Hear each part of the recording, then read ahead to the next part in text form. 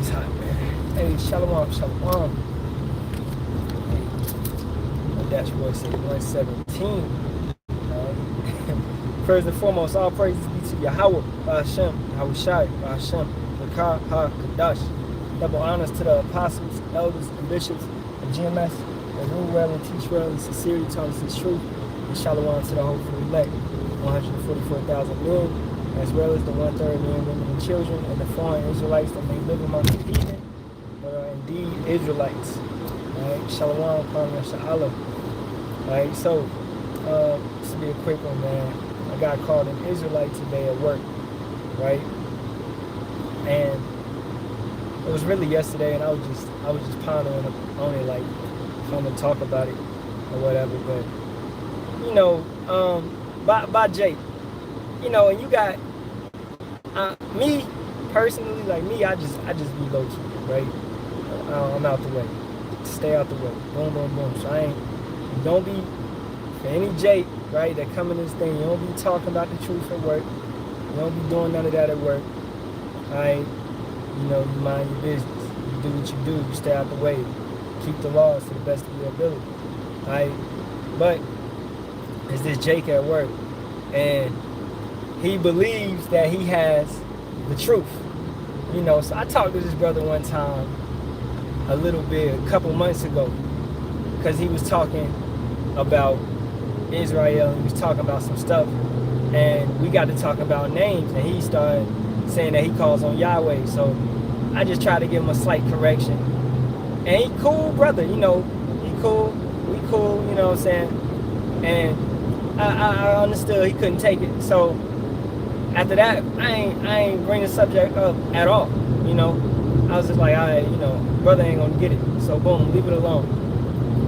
But I guess he remembers that conversation. So, and that was months ago. So yesterday at work, we was talking about, they was talking about Morocco and talking about the Moors and how they set up in West Africa and Negro land. And me, I got a couple packages coming in. I'm not saying nothing in the conversation. I'm just listening. All right. And I'm undoing a package, taking a box out. And he was like, the only people that know about Morocco and the Moors setting up America is Israelites and Moors. And Jeremiah knows because he's an Israelite. And I'm like, I looked at him, I looked at everybody, I was like, I ain't nothing but at work, right? I'm like, don't get the, you know, I'm like, I don't know what you talk about, honestly. Because you gotta keep the Clark Kent going on. All right? So, but it brought me to a scripture, Ezekiel 2:5. And they, whether they will hear or whether they will forbear, for they are a rebellious house, yet shall know that there have been a prophet among them. And that's really what's about to start happening, man. The men of Yahawah, Hashem, Yahawashi are going to be known on this earth, right, in Jacob's trouble, because of the way that they carry themselves. So, you know, this brother thinking he know me, thinking he got me figured out just because we had one conversation about something, you know, and I took it upon myself to not bring it up anymore, because we ain't supposed to do that, at work. It's just, they love, I have to sit back and they always trying to talk about deep stuff, and it's a little vexing, but whatever. It's not our place to jump into that stuff, right? So that's why I was like, yeah, I ain't nothing, brother. I'm just at work. I'm just trying to get a paycheck. So that's the mindset at work. It's not the time to preach. It's not the time to do any of that. Don't bring any extra attention to yourself. If that even has to be said, Jay, don't bring any extra attention to yourself. You know? Salaki. Don't bring any extra attention to yourself. Okay? They already probably think that I'm I don't know, with the no grooming or beard, looking how I look and stuff like that. No, but nobody ever says nothing, right? Or the no lineup. They never say nothing about that either. It's like, because I stay out the way and stay to yourself. And that's the best way to be.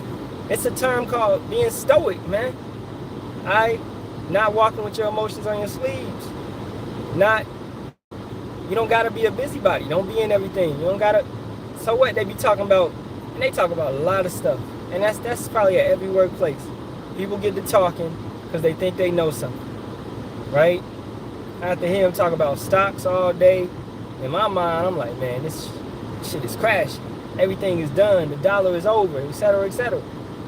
But it ain't my place to say anything. I'm not gonna say anything. I'm not interjecting. It's like quench not the spirit, but understand when to use the knowledge that we have. Understand when to speak and when to hold your tongue. As in Ezekiel the 3rd chapter, right? The tongue of your mouth shall cleave to the roof of your mouth. Right? We gotta sometimes Amos 8 and 11 ourselves. Because we don't need to say anything, because what would it do? It would bring extra attention to yourself. Because people of the world that are caught up in pride, caught up in whatever they've been taught, they believe they got the truth. You know, and I understood that when I talked to that brother months ago, and he was Yahweh this, Yahweh that, Yahweh this, Yahweh that, Yeshua, etc., etc. I understood then, hey, you know, this brother ain't gonna get it. So ever since then, the tongue, you know, my tongue been cleaving to the roof of my mouth. I ain't saying nothing. I ain't interjecting. You know, I don't have to. You know, so that's the best way to be when you in the workplace. Alright, that's the best way to be, because you don't want to bring no attention to yourself. So that was it pretty much, man. They gonna know when it's time for them to know, at that appointed time. But it's not the appointed time for them to know yet, but that time is coming. And when that time is coming, that's going to be one of the biggest I told you so's. That's going to be one of the biggest, right? Okay, let's get Habakkuk 2 and 3. For the vision is yet for an appointed time, but at the end it shall speak and not lie. Though it tarry, wait for it, because it will surely come, it will not tarry.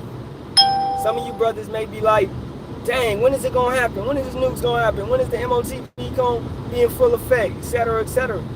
Trust me, it may feel like it's lingering, it feel like it's tarrying, but when it comes, it's going to be like nothing. You ain't going to be able to slow it down. All right?